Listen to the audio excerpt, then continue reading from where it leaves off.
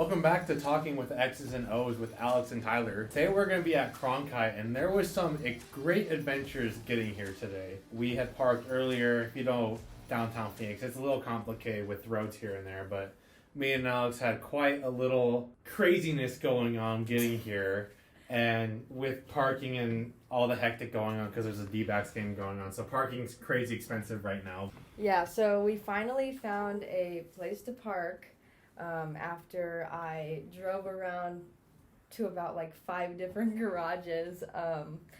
But then in the last garage that we were going to park in, we ended up getting stuck at the bottom, and I don't know, it was confusing, so we just decided to go find a different place to park.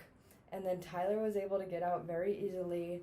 And then when I tried to get out, I actually had to call the support because the lever wouldn't open. So it was quite an experience, but we are happy to be here. We're happy to be back this week, and we are going to talk about week 2 of the NFL, but also break down what happened in week 1.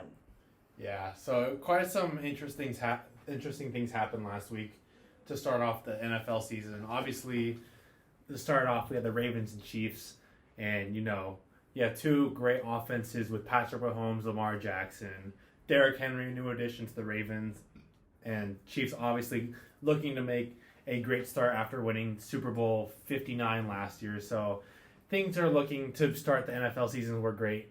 If you guys tuned into the Thursday Night Football game last week, you obviously saw how that game came down to a last-second toe out of bounds by Isaiah Likely, who took over the game for the Ravens with Mark Andrews still being a little injured from his car accident. And we saw some not so great play from Travis Kelce, but rookie wide receiver Xavier Worthy took over the games for the Chiefs, scoring 2 touchdowns. Isn't that unbelievable? Yeah, that was crazy. I just couldn't believe it. It was a very close game, which we were expecting it to be that way. Xavier Worthy was just amazing in his rookie debut of the NFL. The fantasy managers, I bet you're excited if you drafted him. A great pickup and a great asset to the Chiefs.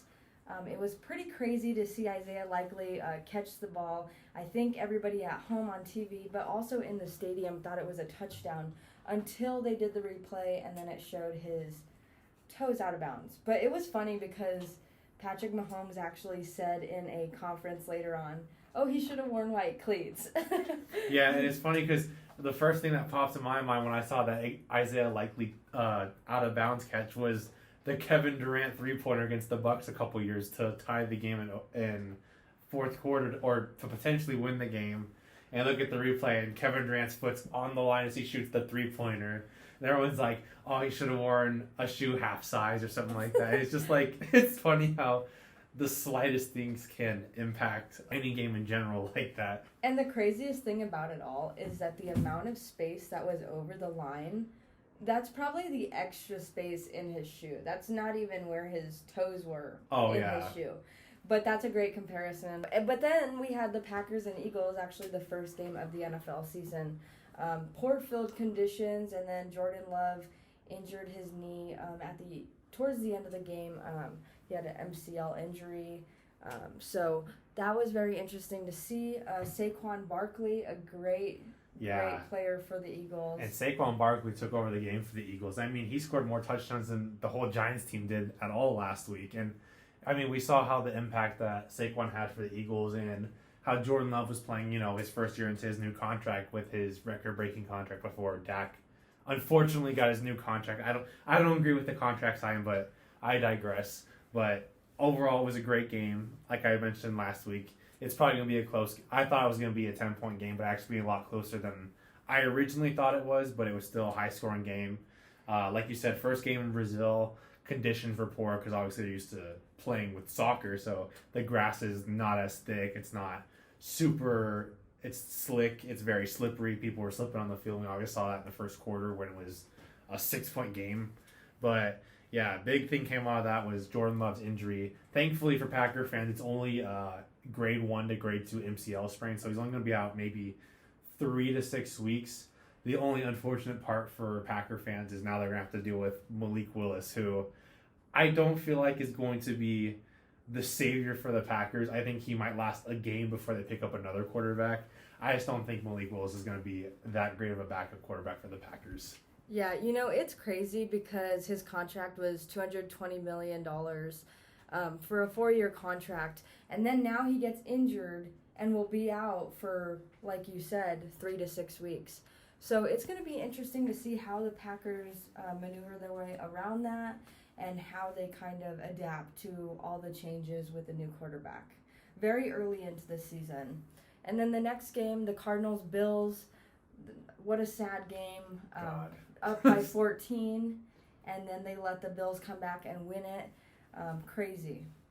Yeah, no, I mean, I was very high on the Cardinals to win this game against the Bills, and we saw the potential that the Cardinals had going into the first half. I mean, they were up 17-3 at one point in the game, and unfortunately blew the whole game and lost 34-28, which is so unfortunate because the Cardinals had every chance to win that game, and unfortunately, in the second quarter, I don't know what changed offensively and defensively, but Josh Allen was running all over the defense, throwing all over the defense, and the Cardinals, Greg Russo came into play against Kevin Beachum after he replaced our injured right tackle Jonah Williams. And Greg Russo just had a field day with Kevin Beachum, racking up 2 sacks against him. He had a sack against Paris Johnson at left tackle. Paris Johnson still had a relatively good game for starting at the left tackle position, but like you had mentioned earlier, I mean, it's just crazy how that game turned so quickly in the second half. And one of the bigger things that happened was Marvin Harrison Jr. had his big NFL debut for 1 catch and 3 targets. And obviously, drafting a receiver that early in the round, you're not going to want him to have 3 targets for 4 yards. I mean, think back when Anquan Boldin was drafted by the Cardinals back in 2003. He had 14 targets with 10 catches for 217 yards and 2 touchdowns. I think that's the kind of thing a lot of Cardinal fans wanted to see with Marvin Harrison going into this game against the Bills, but unfortunately that's not what it was. And then it came down to bad reffing with roughing the passer against Kyler Murray, that was questionable, roughing the passer against Josh Allen, which was also another questionable, missed pass interference calls. I mean, and there was a lot of them. There was a lot of missed pass interference calls that basically changed the game, and then not only that, but Drew Petzing, he had them running the ball like the whole game. It was just very, very bizarre. Especially that last drive on 3rd and 10. I don't understand. You're down by a touchdown, or by 6 points, I should say, and you run the ball with 30 seconds, and then the very next play you toss it up to the shortest player on your team with a 50-50 ball to at least try to get a first down or win the game, and it doesn't pan out like that. You have to give your bigger receivers a chance for those 50-50 balls.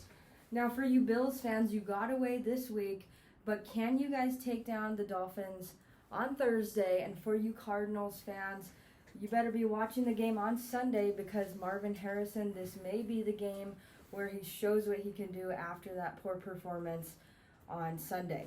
And obviously it's going to be a big game, home opener for the Cardinals. I think a lot of fans are going to come see Marvin Harrison play, especially against this Rams defense. In my opinion, I think the Rams defense is more serious than the Bills defense last week, but let's see what happens. He's going to be paired up with Tre'Davious White, so it's going to be a good matchup for that game come Sunday. Yeah, the Rams are playing pretty good. When they faced the Lions, that was a great game. Except Marvin Harrison, let me just rephrase, not a poor performance by him, mostly by the offensive coordinator. But it's going to be interesting to see what he does this weekend. And you have to think, Marvin Harrison Jr. probably hasn't played a serious football game since November when he played Michigan for the Big Ten division game. But you have to think, he never played preseason. He never played a game since then. So he's probably still a little rusty. I mean, Kyler Murray was a little rusty. We kind of saw that in the game with him not playing preseason. So maybe things will change going into the next week. Maybe Marvin Harrison will get more targets going into next week. But we'll see what Drew Petzing has for that offense going into next game.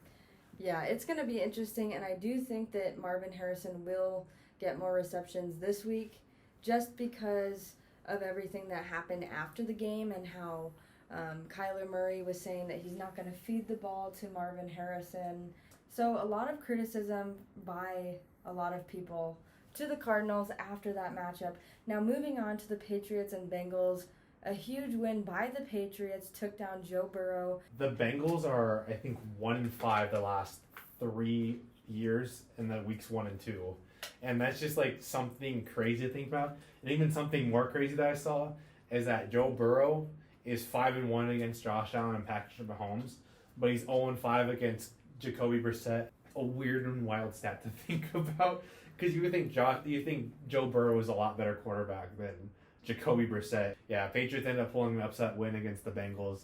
A lot of people were very disappointed in that game, especially in Survivor Leagues. I know a lot of people were eliminated from those games, but Patriots big win since Bill Belichick left and Gerard Mayo took over as head coach. So great win for him, great win for his teams. Bengals obviously first 2 weeks aren't very great for them, so I wouldn't expect them to win next week, but we'll see what happens there.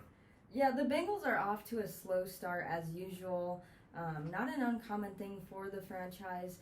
When you look at the Patriots, this was a pretty big game for them. Gerard Mayo's first game as the head coach. He's a former Patriots player, and not only that, but after Bill Belichick left the franchise, he came in, he stepped up to the plate, and he obviously hit the home run. I mean, the team is not what it was when they last went to the Super Bowl. They still have, Jamar Chase, who's playing with his contract dispute. T. Higgins, who will eventually play after he gets over his injury bug that he has. New running back, don't have Joe Mixon, but I think Zach Moss will come into play well for that Bengals defense. And, pick up Mike Gesicki after Tyler Boyd leaves. He's playing more the slot position, tight end position. So I think the Bengals do still have a decent offense to take the chances to the Super Bowl, especially since the Bills team basically fell apart last offseason. But I think the Bills do have a good shot at Super Bowl contention this year. Yeah, it's going to be interesting to see. Honestly, I think that the Texans could go all the way, and maybe even the Lions. They fell short against San Francisco. But anyways, moving on to the Jags-Dolphins. Obviously, there was some situations going on before the game with Tyreek Hill, who was arrested on the way to the stadium for a driving violation. It was later found that he was driving 60 miles an hour in a 40-mile-an-hour zone. Calais Campbell also arrested, even though he was just standing off to the side. And then Jonnu Smith was pulled over and was threatened to be placed under arrest. So crazy situation before the Dolphins game, except that didn't slow Tyreek Hill down. He was able to play in the game, caught a pass for 80 yards, and then in his touchdown celebration, he put his hands behind his back. I saw this. So a crazy thing that turned out to be a very interesting thing. I'm just happy that Tyreek Hill and everybody involved is okay. Yeah, and it's crazy to think about, like, watching that body cam footage with the officers and the whole situation. I mean, even the Miami Dolphins came with a press release after the whole arrest made with Calais Campbell and Tyreek Hill, and they're like, things like this don't always go out the way it plans to be, especially with, like, athletes like this, because, people don't always have that publicity, so not everything turns out in a good sense like that. And, like, Tyreek Hill, obviously he didn't get put into jail or anything like that. He's just arrested, but still, like, things can turn sideways, especially after the body cam footage. We saw, like, things weren't great with the officers and the way they handled it, but everything turned out okay for Tyreek Hill and Calais and all of them. But like I said, like, it's something that unfortunately happens more than it should, but I'm glad everything turned out the way it did better for them. Yeah, and one of the officers was actually placed on an administrative leave and described the arrest to be correct because Hill was not cooperating. So we're not sure what really happened there. The body cam footage did come out, like you mentioned. I think they're still investigating, so there's more news to come at a later time. But overall, that game was a good game. It was a very close game, which was surprising to me. I thought the Dolphins were going to run away with it, especially with Devon Achane, Tyreek Hill, and then they got Jalen Waddle. So they have a powerhouse team, but the Jags were able to keep it close. Well, it's crazy because the Jags actually ran away with the game first, and then the Dolphins had to crawl back for their victory. And it's funny that you mentioned that because the NFL saw for the first time in 45 years, teams that were down 14 points come back and win the game. And we saw it with the Bills against the Cardinals. We saw it with the Dolphins against the Jaguars. And then we saw it with the Bears against the Titans, which I thought the Bears were just going to run away with the game against the Titans, but their offense didn't score a single touchdown. Everything came from special teams and defense. Yeah, that was just, it was a crazy game, a good game to watch. And then when you move on to the Lions-Rams on Sunday night, that was also a good game. Jared Goff took on his past team with the Rams. Matthew Stafford took on the Lions, who was his past team. So it was a swap. But anyways, a good game overall. The Lions were able to come away with the win. Amon-Ra St. Brown didn't really have a great performance during this game. Just didn't get a lot of targets, but overall it was a good game, and both teams looked really good. Yeah, and it's another NFC wildcard rematch. We saw these two teams last year in the playoffs, and it came down to the last play of the game where Dan Campbell went for it on 3rd and 10 at the 2-minute warning, and it paid off, and the Lions ended up winning the game. And we saw something like that happen this week, but the Rams had a good offense. Unfortunately, Puka Nacua went down with a knee injury. He's now placed on IR, so he won't be there for the next 4 weeks. But we'll see how that Rams team progresses without Puka. Obviously, the Lions still have their team. They still have Jahmyr Gibbs. They still have David Montgomery, who had the game-winning touchdown against the Rams in overtime. And, that Lions offense is just firing. I mean, like you said earlier, Amon-Ra St. Brown didn't really have the game he wanted. I think many fantasy owners were very pissed off about that situation because a lot of people picked him in the first round. Everyone's hoping, Amon-Ra's going to have 20 points this game or whatever the case may be, but that just wasn't the case for fantasy owners there. But, I'm pretty sure Lion fans who went to the game, season opener, home opener, I think they're very surprised with how the Lions played against the Rams this year, especially with the Rams' new defense, which shocked me because Aaron Donald's not on the team. Jalen Ramsey's not on the team. Obviously, wasn't there last year, but they still played pretty well without Aaron Donald, I would say. Jared Verse had a sack in his NFL debut. You had Kobe Turner who had a sack. He didn't have a sack, but he still played a big front with the run game. You had Brian Young who had a sack, and that edge rushing duo is going to be a lethal thing later on in the season. But yeah.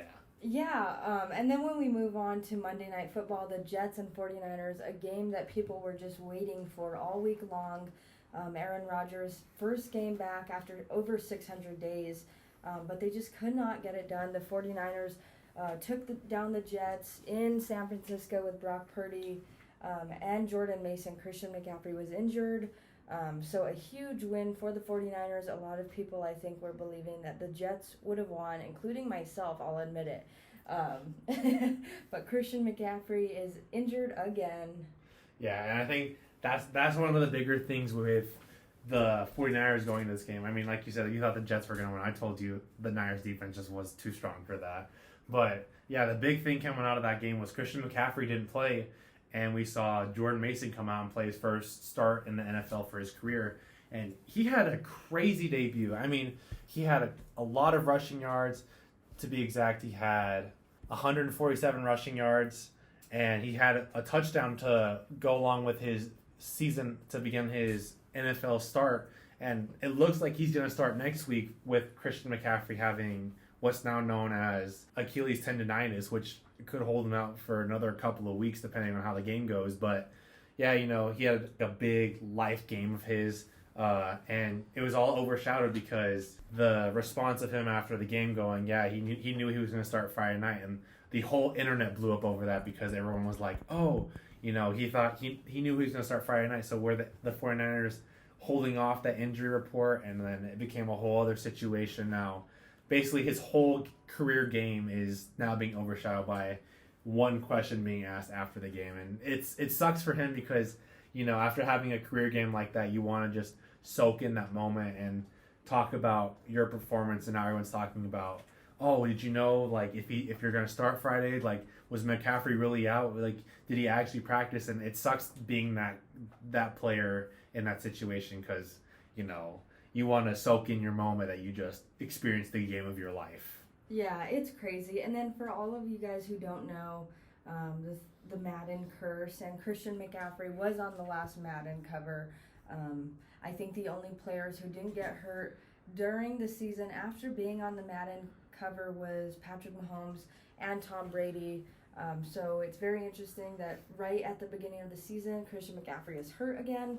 But one thing that I will mention is that I will credit Aaron Rodgers for his positive attitude with the team throughout the game. Even though they were falling short, he just kind of had it's okay, we'll get back in it, and we got this. And in the past, we haven't seen that from him. We've seen a little bit of a poor attitude, so I will give him credit for that. And then not only that, but this week there was 3 teams that came back from 14-point deficits to win for the first time in 45 years. Yeah, and like we had just mentioned, it was the Bills, it was the Dolphins, and then it was the Bears. And, all those games were very exciting to watch. I mean, unfortunately, 3 teams ended up losing their huge lead that they have, and one of them was the Cardinals, unfortunately. Yeah. But it was still a good game to watch. All those games, everyone loves a good comeback story, and it energizes people, it gives hope to people. I mean, that's what sports is all about. You have big comebacks, you have people fall short, whatever the case may be, and we saw it with the Lions and the Rams Sunday night, and I think, things will end up being better for teams next week. I think there's still going to be big comeback games next week, and there's going to be big blow-up games like there was last week with the Giants and the Vikings and, stuff like that. But it really is a good week to have football back and be able to talk about all the stuff going on. Yeah, and one thing that wasn't amazing to see was Daniel Jones leaving the stadium, getting booed on his way out. He was alone, which makes it a little bit worse. I mean, if you're with people, you can kind of pretend like you don't hear them, but he was by himself. Imagine just showing up to your job and then somebody coming in and booing you, That's never fun, but the Vikings took down the Giants 28-6. Daniel Jones, 2 interceptions, and not only that, but if you're a Giants fan, you don't want to see this. He's getting paid $160 million. What are your thoughts on this? Yeah, I think it's an unfortunate situation for Daniel Jones to be a part of because, I mean, let's be real, he wasn't getting assigned that much of a contract by any other team. I think both Daniel Jones and the Giants kind of played each other because I think the Giants kind of were looking at the QB market, what was it, last 2 years ago? And we're like, oh, we're not going to get a quarterback because everyone's paying their quarterback so much. Like, we're going to have to re-sign Daniel Jones because there's not going to be a quarterback that matches up to his potential. And I think Daniel Jones and his agent kind of looked at it like, well, shoot, no one's going to pay us that much money, and this is the best offer that we get, so we might as well just take it because no one else is going to give us that kind of money, so let's just take it. So they kind of both played into their role of getting that money, but I do think Daniel Jones just suffering that offensive role without Saquon Barkley, because I think Saquon Barkley was his big workhorse last season, 2 seasons ago when they went to the playoffs, and it's just unfortunate to see a player like that get booed out of the stadium. People asking, "Oh, where's my million? Danny Pennies, this and that," and it's unfortunate, but it's just the sports world, and players get criticized for performances all the time, and we see it in baseball, we see it in basketball, football, hockey. It's just the love of sports, and people get sometimes too passionate for sports, and it becomes an issue like we see with Daniel Jones. And like you had mentioned, 2 interceptions, and it was funny because earlier today,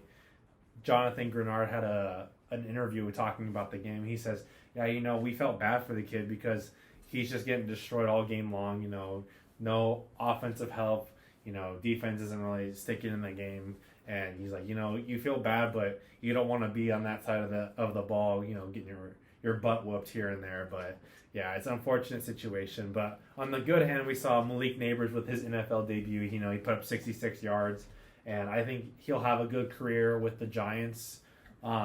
With Daniel Jones in his first year, I do think the Giants are going to end up picking up a rookie quarterback next year.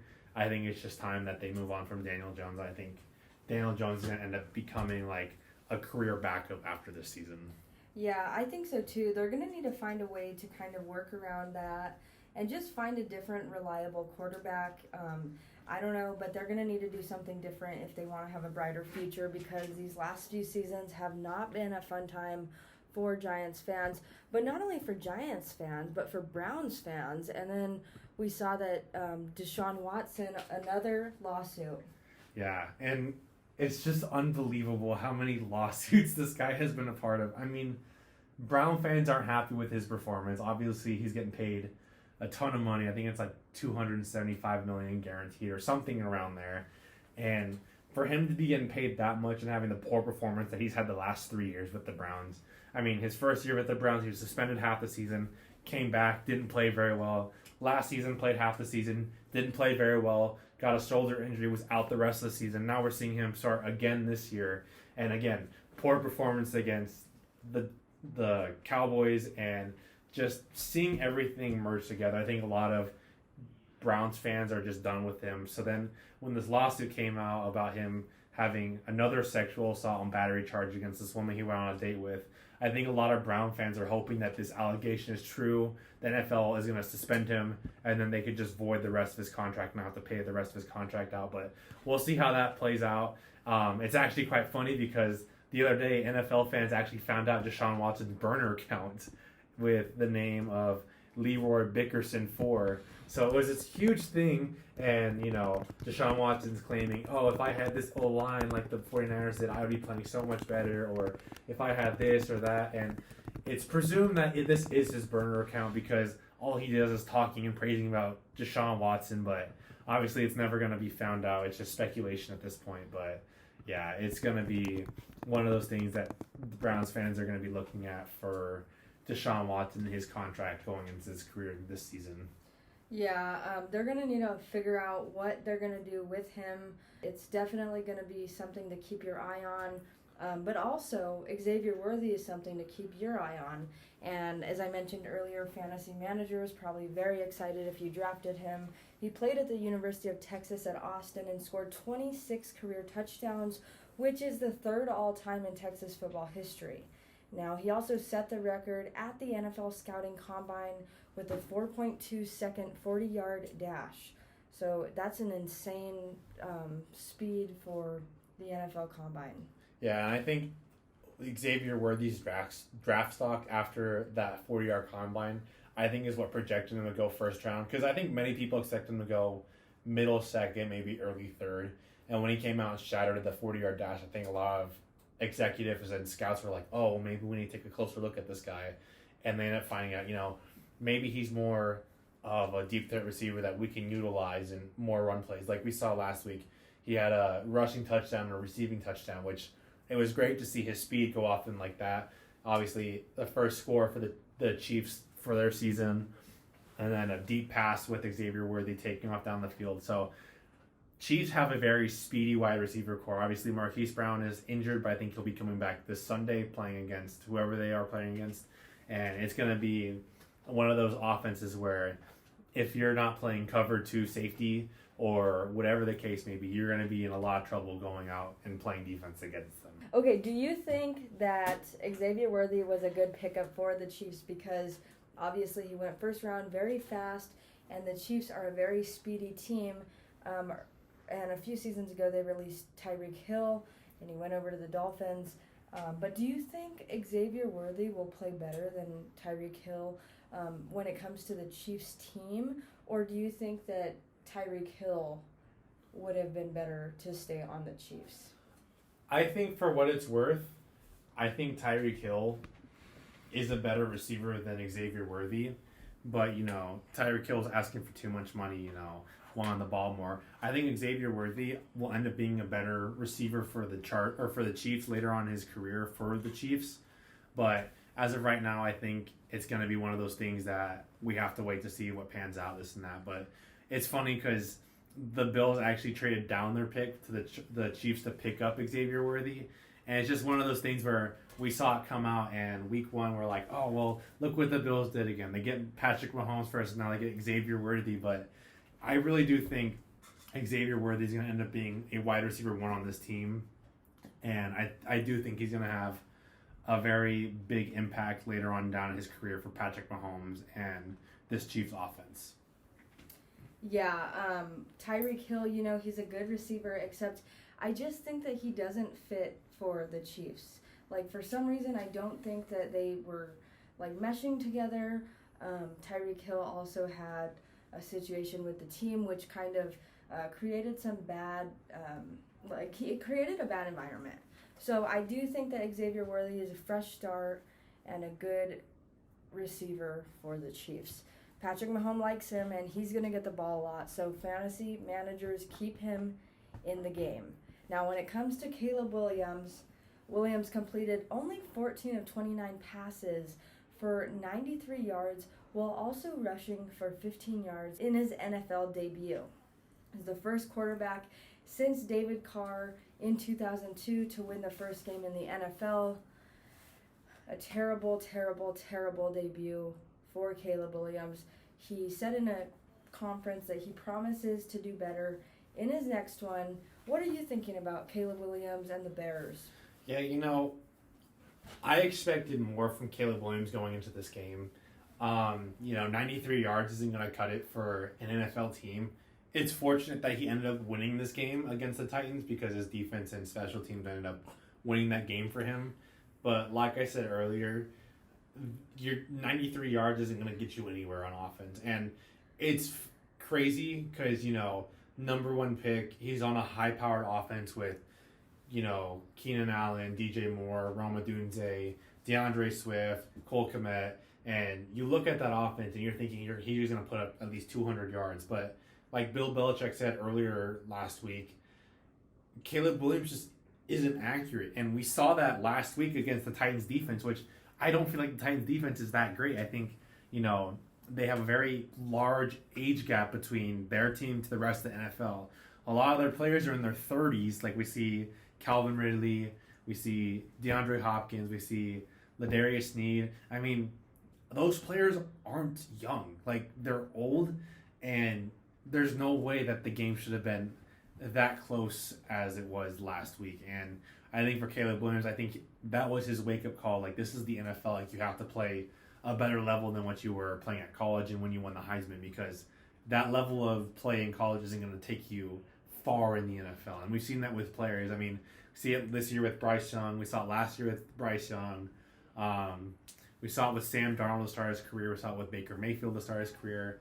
We saw it with Jamarcus Russell, Ryan Leaf. And, people don't pan out. And I do think if Caleb Williams can't get it together, I think we're going to be seeing another disastrous QB for the Bears in the future, which is unfortunate to say because I know a lot of Bear fans had hope for Caleb Williams, and there was also a lot of people that were Bears fans that had hope that they would keep Justin Fields for another season and draft Marvin Harrison Jr. or even like pass help for Justin Fields. But unfortunately, I do think if Caleb Williams can't pull it together in the next couple of games, I think we might be seeing a big change with him or with the offensive coordinator, whatever the case may be. Yeah, it's going to be very, very interesting because Caleb Williams drafted number one. Like you mentioned, the Bears fans were so happy for him to come over to the organization, except he's not presenting himself like he did in college, except it was his first game. So you cannot take everything away from him. He's still projected to be a good quarterback, and we're just going to have to see how he gets back up, and that's exactly what he promised to do. So it's going to be interesting. Hopefully he can, or else, like you said, the Bears just going to see another good quarterback go to waste. Justin Fields went to the Steelers and was actually announced to be the starting quarterback as they head into Week 2. Now, we are going to go over our Week 2 NFL picks like we did last week. So starting with the Bills-Dolphins on Thursday, I think I'm just going to have to take the Dolphins because they have the advantage. They have Tyreek Hill, Tua Tagovailoa, except this could really go either way. I think it's going to be a close game. I don't think it will go to overtime, but it's going to be a good game. And, division rivals are always tough. Like I mentioned last week, division rivals are always going to be one of those games where you want to show who's boss in that division, especially because you play them twice a year, especially at home. I mean, the Dolphins have the game. They have the home field advantage, this and that.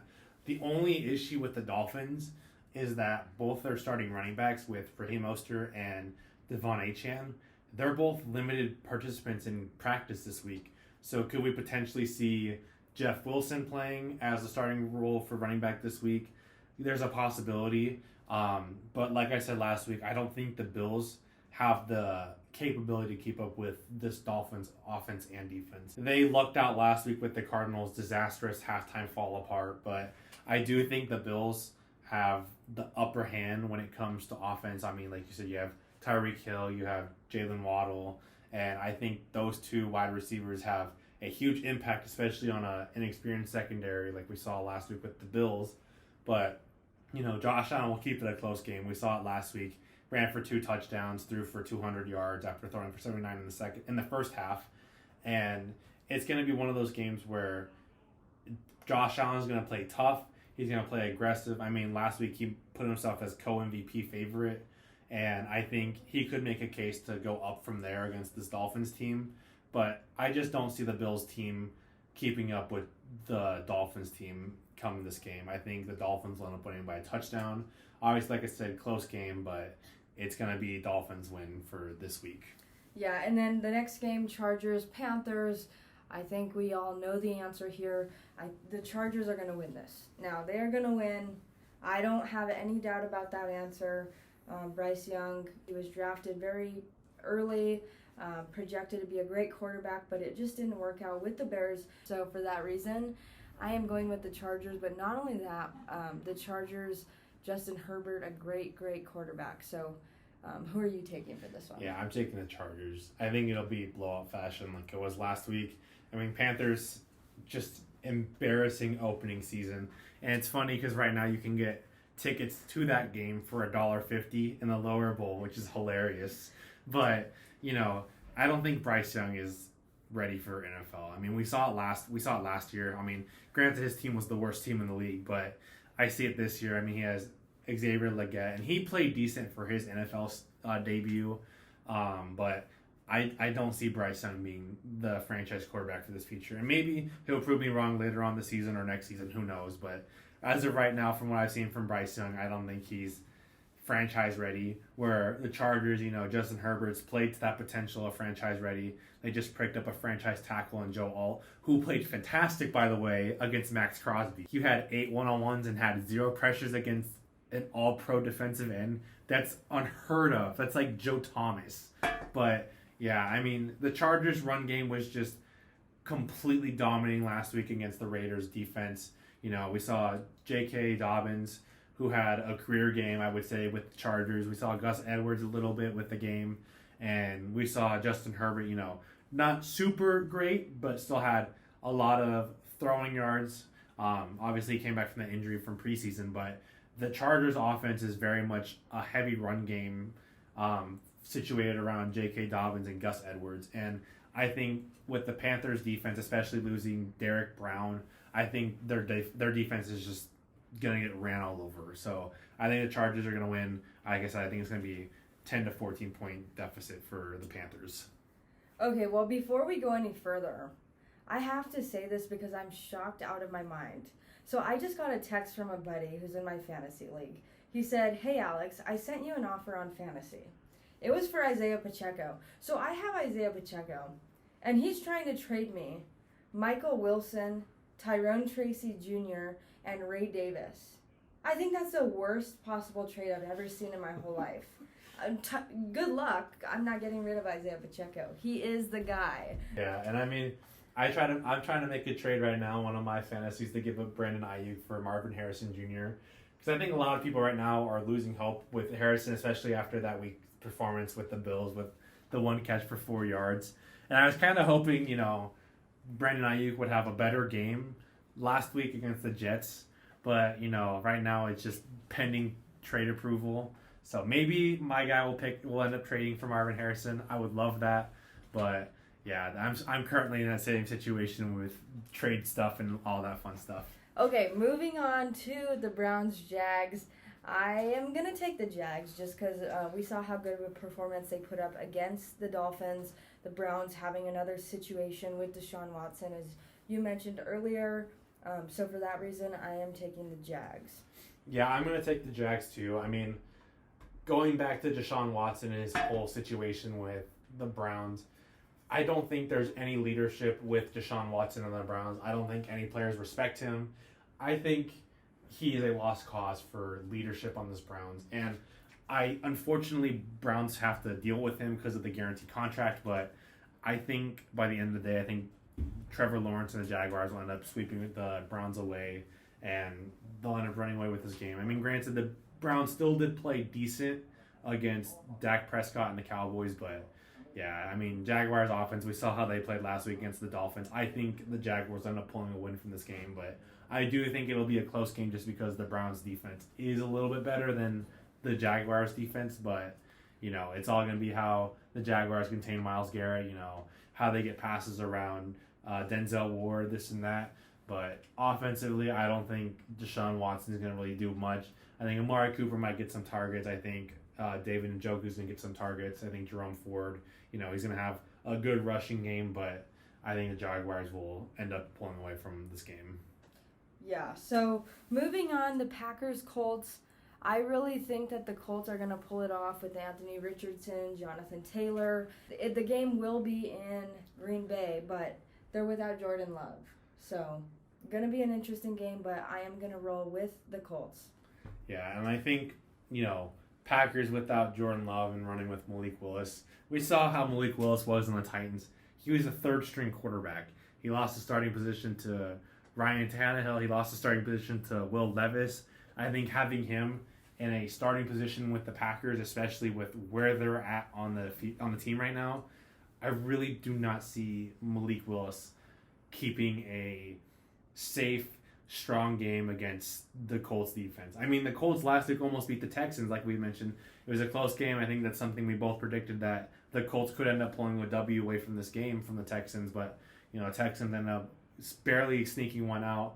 But I do think the Colts will win their first game against the Packers. Obviously, Malik Willis is going to not perform so well against this Colts defense. I think Josh Jacobs is going to have a mediocre run game against this Colts defense. Obviously, you still have DeForest Buckner. You have Laia Laktu, who is the defensive end that they picked up the first round. And, things like that. But I do think the Packers will still have some great plays on offense here and there, but I do think the Colts are going to end up taking away this game. And then moving on to the Buccaneers-Lions, the game will, I believe, be played in Detroit. I am going to have to roll with the Lions, except there's a part of me that wants to say the Buccaneers, just because they did really good in their last game. They stayed up there, and Baker Mayfield looked good. So I think the Buccaneers may have found their quarterback for a few seasons, Baker Mayfield. The Lions, though, I got to go with them. Dan Campbell's an amazing coach. Their defense is awesome. Amon-Ra St. Brown is not the guy you want the ball to be with. So I'm taking the Lions. Yeah, and I think, after having an NFC divisional matchup last year, we saw how close the game got towards the fourth quarter. I do think the Lions are going to end up taking this game. Aiden Hutchinson's still a very good defensive end pass rusher. You have Jared Goff playing at a very good level. Amon-Ra St. Brown didn't start the greatest, but I think he'll have a bounce back from last week. Jahmyr Gibbs is starting to have his share of snaps with David Montgomery, and we saw how he performed last week. We saw the hard running with David Montgomery last week to win the game. The thing that's different with the Buccaneers is now they have Chris Godwin in the slot, and last time we saw him in the slot, he had first-team All-Pro as a wide receiver, which I think is great that they utilized him in the slot last week because we saw the performance he had with the Buccaneers. I mean, Baker Mayfield put up 4 touchdowns. He almost had 400 yards. Just an absolutely insane game for Baker Mayfield. And it's a great story to see him come back after, being released from the Browns, being released from the Panthers, and almost not having a backup job on any team. And now he's having a starting quarterback role for the Buccaneers. It's a great story, but I don't think the Buccaneers are going to be able to pull off a W against this Lions team. Yeah, and then the 49ers taking on the Vikings. Rolling with the 49ers. Honestly, though, the Vikings did play a good game, except they did play the Giants. So, gotta remember that, except Justin Jefferson on the Vikings. Sam Darnold played a decent game, so he looked good. But the 49ers are the 49ers. They could go all the way this year. Jordan Mason will be running again, and like we mentioned earlier, put up a historical game in his career, and you just can never count them out. And then, not only that, but did you see Ricky Pearsall on the sideline? I did, with his Rolex. I thought that was so funny seeing that he was wearing his Rolex. I mean, obviously, it's great seeing him out in the field after his whole incident that happened in San Francisco. I'm glad to see he's healthy, but I think it's such a power move that he's out there on the field wearing the look that was tried to get robbed from, and I think it's just hilarious that like he's out there showing like I'm still like him type of mentality, and it was great being able to see, him to come back, making his comeback story. I think he'll end up playing, I would say, middle of October when he gets fully healthy, but he'll have a great comeback when he makes his NFL debut. That was pretty cool. And not only that, but I think it kind of shows how into it the 49ers are. And not only that, but their fans. The faithful nation is what they call them. Except Ricky Pearsall, that was really, really cool. It shows the environment of the team and shows how close they are. So that is something to keep in mind, because when a team bond is strong, the team will be strong. And like you had mentioned, Vikings played the Giants last week. Sam Darnold's the starting quarterback. Ironically, was the backup quarterback for the Niners last year.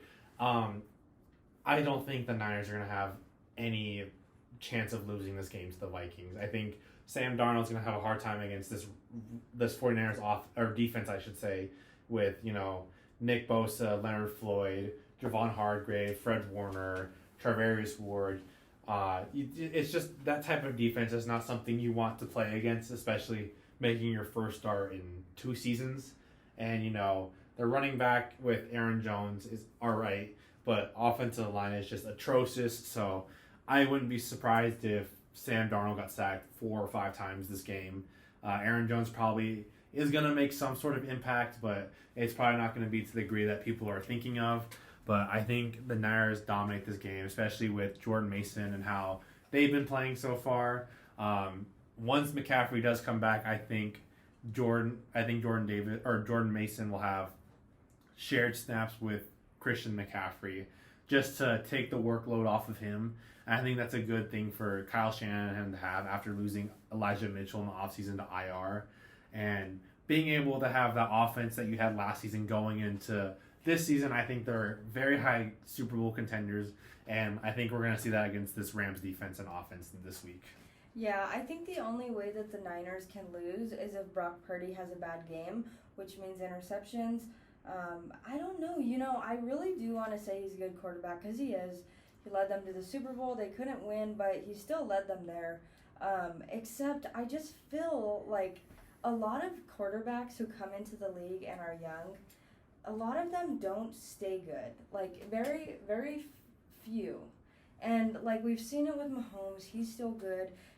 Tua Tagovailoa is good. Trevor Lawrence stayed pretty good. I hope Anthony Richardson stays good. Same with C.J. Stroud. And I do think that those two, Anthony Richardson and C.J. Stroud, will stay good.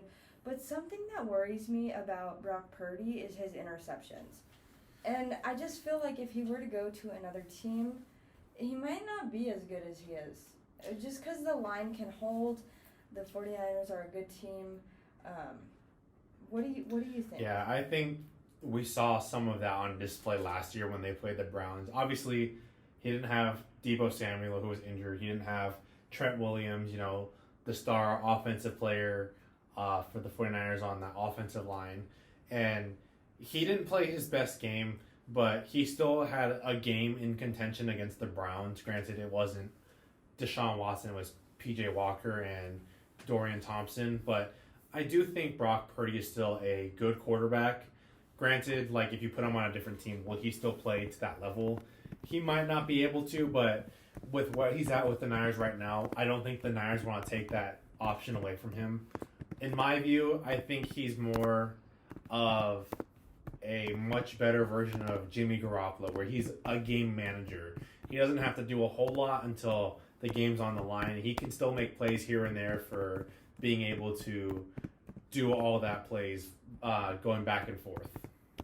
Yeah, definitely. And then moving on, we have the Giants and the Commanders. And I think that the Commanders, I think that they will win this game, except I think if there's going to be an upset, it could be this one. I think the Giants could win this game, especially after Daniel Jones was booed and had a very critical week. Yeah, and you think, like, especially watching this Giants defense, You have Brian Burns, you have Kayvon Thibodeau, you have Dexter Lawrence.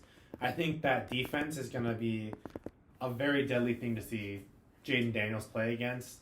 And I think he's going to have a good game. Daniel Jones is going to have a good game against this Commanders defense. And, I think he'll have a bounce back week, but I don't think it's going to improve much for Daniel Jones going into his career this season. I mean, a lot of fans have already lost faith in Daniel Jones last year. Watching his stats, he's thrown more pick sixes to other teams and he's thrown touchdowns to this team the last 2 years. I do think if there's a game that can be upset, I think this is the game. I think the Giants can upset the Commanders just because they have more experience on their side of the ball. Obviously, the Commanders have Bobby Wagner. They have Zach Ertz and, Brian Robinson Jr. I think, it's going to be a good game, but I do think the Giants are going to end up winning the game by a field goal. Moving on, Saints-Cowboys. I don't know. The Saints had an amazing game against the Panthers, except that's the Panthers. I don't think that the Saints can hang with the Cowboys' defense. And not only that, but the Cowboys have CeeDee Lamb. So taking the Cowboys all the way and all day.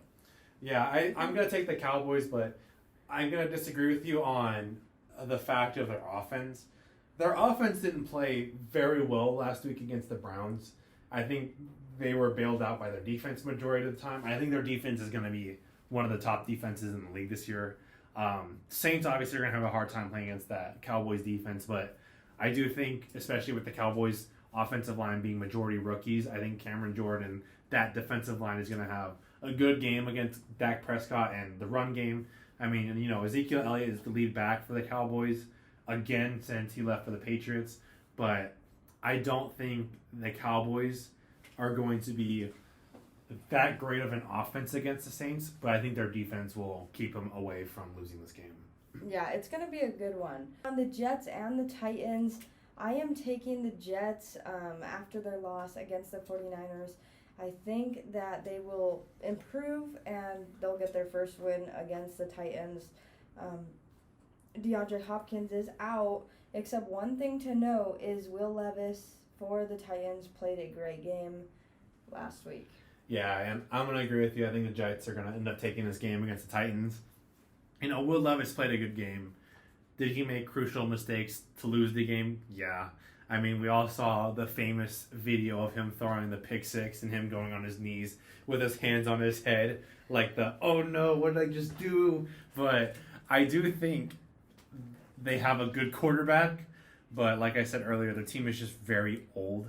And the Jets, Aaron Rodgers with his experience, the Jets with their defense. And granted, we didn't see the Jets defense play very well, but they still played pretty decent against the 49ers offense. I think against this Titans offense, they're going to do a great job containing Will Levis. Obviously you said DeAndre Hopkins is out. Calvin Ridley's still going to play, but like you said, I think the Jets are going to overpower the Titans this week. Baltimore Ravens, this will be a nightmare for the Raiders. Gardner Minshew did not play a good game last week, and I don't think he's going to play a good one against the Ravens. And the Ravens are coming in hungry after Isaiah Likely was ruled as out in the game against the Chiefs. So I'm taking the Ravens. They're going to get their win. Yeah, and I mean, we saw the Raiders put up a good fight last week against the Chargers, but like you said, Ravens are just going to overpower this Raiders team. I mean, Max Crosby will have some impact in the game, but, Lamar Jackson's ability to evade pressure and sacks and all, I think it's going to take Max Crosby very quickly out of the game. And, with Derrick Henry and Lamar Jackson and Isaiah Likely with his new impact in the game and Mark Andrews, I think Ravens are just going to destroy this team. And, the defensive line with Nami Madubuike and Odafe Owe and, Roquan Smith, I think, that's not a team you want to face, especially with the Raiders team as it is. But I do think the Ravens are going to end up steamrolling the Raiders this week. Yeah, and then the Patriots got a win last week, but can they beat the Seahawks? I don't know. The Seahawks put up a good game, except Geno Smith is leading the team, and we know how that goes. I'm just going to take the Patriots for the heck of it, but I do think that the Seahawks could win this one. They have Geno Smith, but He does not play that well, and overall, I just don't think they're a good team. Yeah, I mean, like I mentioned last week, I think Geno Smith brought to Seattle. We saw it last week. He didn't really have that great a performance, but it was enough to take him a win over the Broncos, which I'm even shocked that game was close because it's Bo Nix. He threw 2 picks. Like, the game shouldn't have been that close, but it was.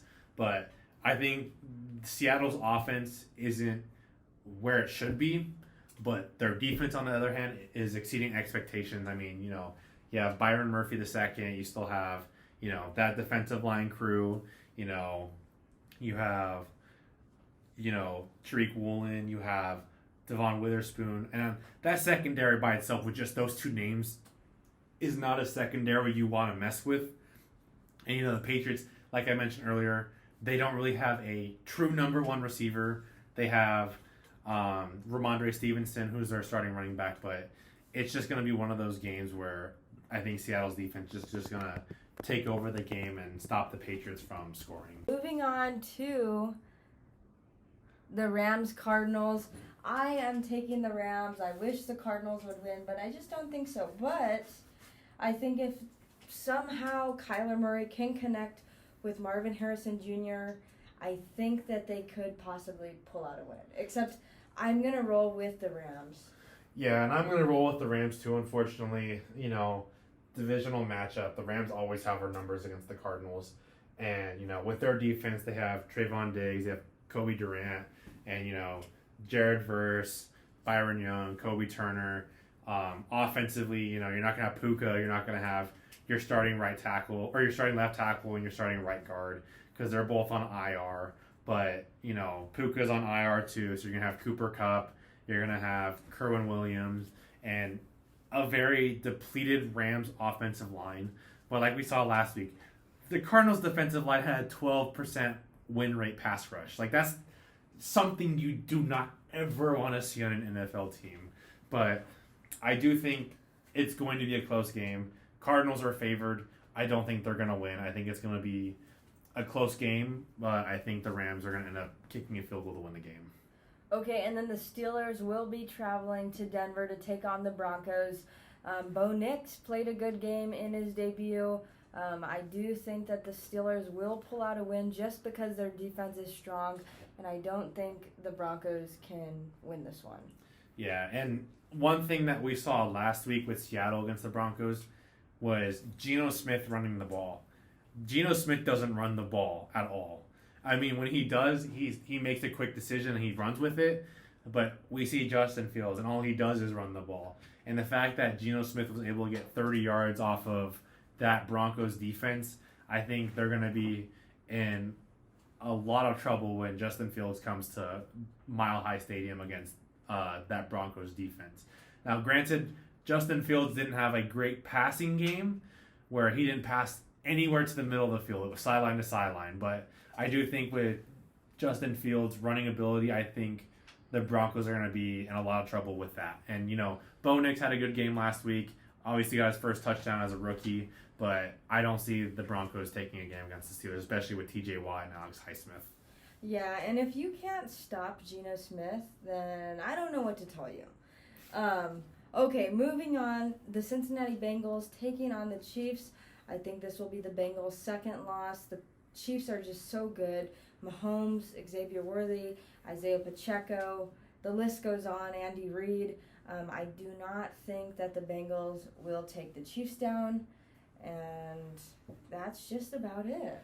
Yeah, I mean, like we saw Xavier Worthy, Isaiah Pacheco. We're going to see, hopefully, Hollywood Brown make his return for his season debut with the Chiefs. Like I mentioned earlier, Bengals just aren't good in week 1 and week 2. Every game after that game, they're excellent, but for whatever reason, those first 2 weeks of the season, they just don't click. So I do think Joe Burrow was going to get his second loss against Patrick Mahomes, and I think the Chiefs will end up being 2-0 after this game, and it'll show, the Chiefs still have the potential to make a three-peat this season, but I do think the Chiefs are going to end up taking the game away from the Bengals.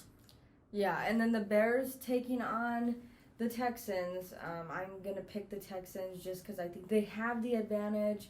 They have Stephon Diggs, they have Joe Mixon, Tank Dell, Nico Collins, and they are led by C.J. Stroud, a great quarterback who came into the league last season, and they're going to be taking on the Bears, Caleb Williams, DJ Moore, that's Keenan Allen, Cole Kmet, except I just think that the Texans have a better team. Yeah, and especially after the debut that Caleb Williams had last week, I don't see him playing anywhere to where he played last week against this Texans defense.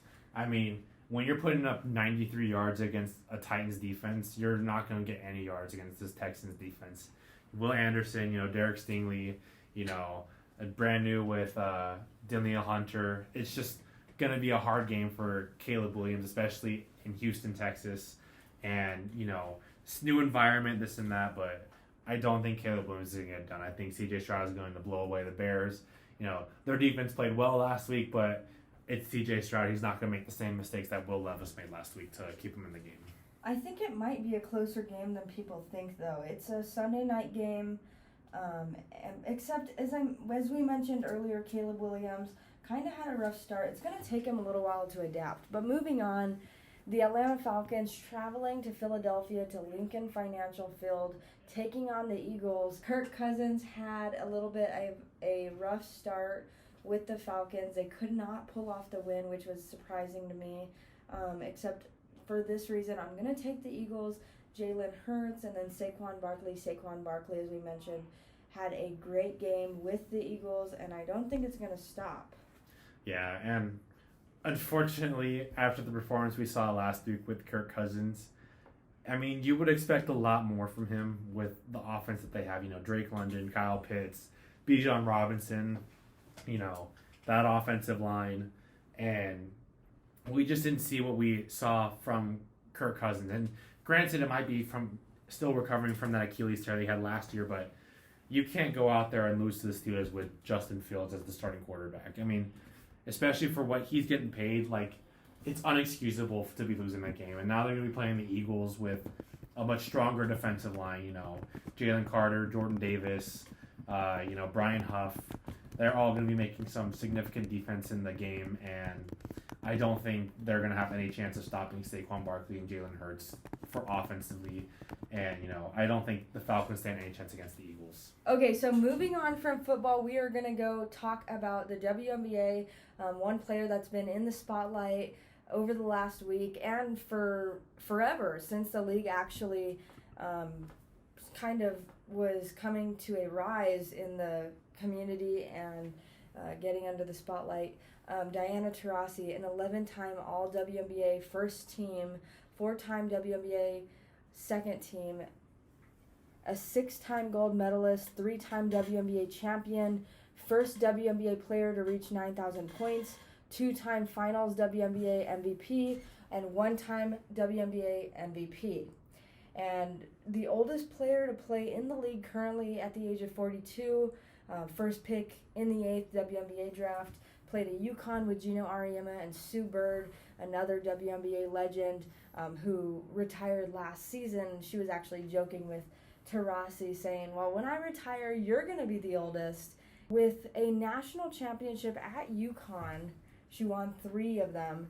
She was also named the 2-time NCAA Tournament Most Outstanding and the 2-time Naismith College Player of the Year. And just this week, the Phoenix Mercury put out a video highlighting pictures from the beginning of her career and all the way to now. And then in the middle of the video, it says, if this is it, be there, with the 2 last dates of the Phoenix Mercury games. Now, they're also passing out bobbleheads on the last game. So her contract is over. If she were to come back, she would need to sign a new one. Could this be it for Taurasi? Yeah, I think she's going to end up retiring after this season. And I know you adore her and love her as a player, but, if you're a team, especially like a big team like the Mercury is, you're not going to go out there and say, oh, if this is it, you had a good career, this and that, or whatever the case may be in their video. And, you look at, the NFL, the MLB, any of those other big major sports. Like, you don't see teams throwing out a video like that unless they know that they're going to retire. So, like, for example, we never saw Tom Brady because they didn't know if he was going to come back or retire. We didn't see Jason Kelsey because they didn't know if he was going to come back or retire, because he had those stinks where it was like, oh, I'm going to come back for one season, or no, I'm going to think about it. But, publishing a video like that, I think that Diana Taurasi has had some contact with the team, being like, hey, this is going to be my last season with the team. I'm going to end up retiring after the season. But if she doesn't, it's great because we get to have her for another season. But I don't think she's going to come back for another season, especially, Sue Bird retiring. But I think Diana Taurasi, with the bobbleheads and, the video and the final game at home and stuff like that, I think this is it for her career. Diana Taurasi's had an amazing career with the Phoenix Mercury, led them to 3 WNBA championships, and has put up historical records. There's actually this street right outside the stadium named Taurasi Way, so a huge icon in Phoenix, and an even better person. I've met her a few times, and she's awesome.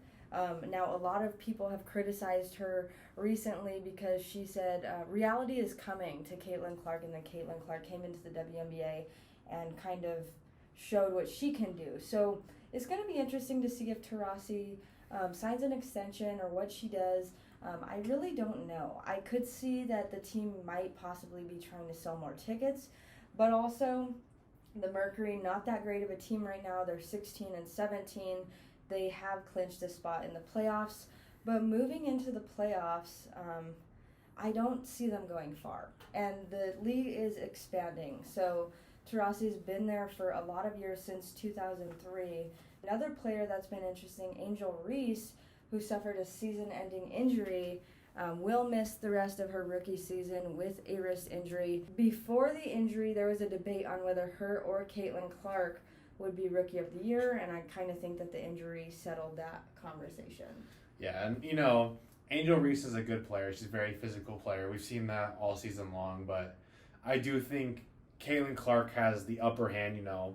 We saw her shatter WNBA records left and right with assists and points as a rookie and stuff like that. But Angel Reese definitely put in a good fight to put her name in for Rookie of the Year, and it's unfortunate the way that it ended with the wrist injury, late in the season like it is right now. But I do think she has a very big WNBA career with how much time is left, and with her rookie season, with how well she played, there's only more to go up from there, and she'll end up being one of those big defensive players that we see later on down the road that everyone talks about in the future.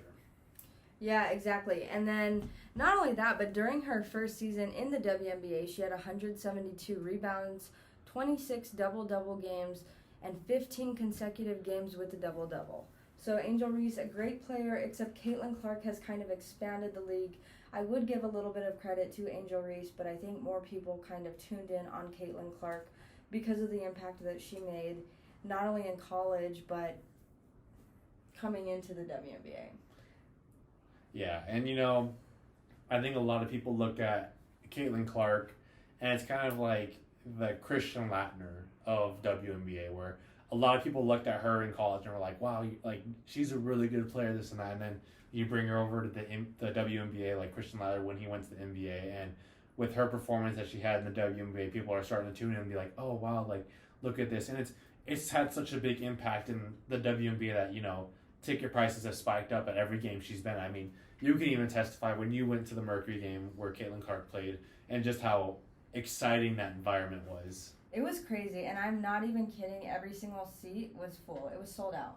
So I'm happy for the WNBA and the league expansions, and I really, really, really give credit to Caitlin Clark because she's a great player, and she has expanded the league. It's really cool to see on ESPN when you open it, Caitlin Clark headlines. A few years back, you wouldn't see that. Yeah, and like you said, Caitlin Clark, great player, Angel Reese, great player. I think the two of them, especially the rivalry that they had ever since college, carrying over the WNBA, I think it's going to be one of those fierce rivalries that everyone looks at when they play against each other. And You know, it's going to build up great stories, going to build great competition, you know, bring in more attention to the WNBA. You know, those are two people that women across the country who are college, high school, they look up to and they're like, wow, like I can't wait to be like them when I go to the WNBA. Yeah, it's incredible, and the impact they have made will just continue on. So that is it for today here at Cronkite. We are actually about to go visit the Phoenix Mercury's brand new training facility that the team just built for them, the first training facility for a WNBA team, and pretty cool. We don't know whether Taurasi will retire or not, but the practice stadium is actually called the Taurasi Court. So going to be cool to see it in person, in real life, other than in pictures. We will let you know how that goes. And once we are back next week, we may have news as to whether she has made an announcement or if she will continue. And not only that, but we will be back with NFL news and more predictions. I am Alex here with Tyler. Thanks for tuning in.